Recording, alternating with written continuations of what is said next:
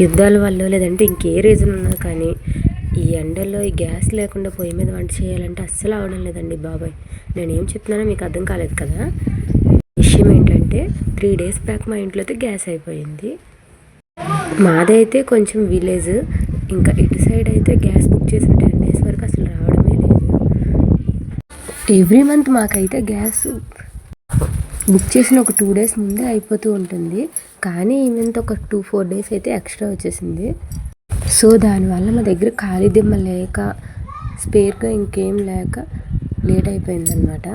ఇంకా చచ్చినట్టు కర్రల పొయ్యి మీద వంట స్టార్ట్ చేసాము. నేనైతే ఇక్కడ చికెన్ కర్రీ అయితే వండేస్తున్నాను.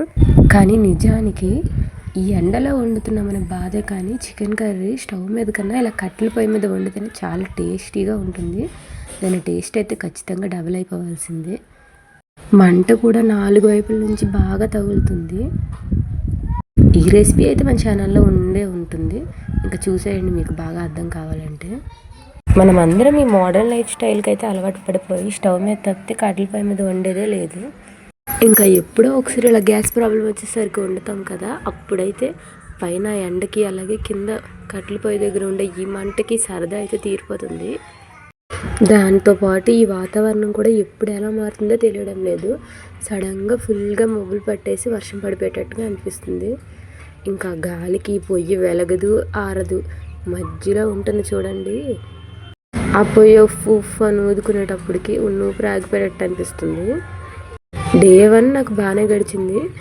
అమ్మమ్మేమో గారెలు, అన్నం, చారు అవన్నీ వండేసిన తర్వాత నేను కర్రీ అయితే చేసేసాను కనుక నాకు ఈజీగానే అయిపోయింది. ఇంకా డే 2 నా తిప్పలు ఎలా ఉన్నాయనేది మీరు నెక్స్ట్ వీడియోలో చూసేస్తారు. అండ్ ఇక్కడైతే చికెన్ కర్రీ ఆల్మోస్ట్ కంప్లీట్ అయిపోతుంది. కర్రీ కూడా చాలా టేస్టీగా వచ్చింది.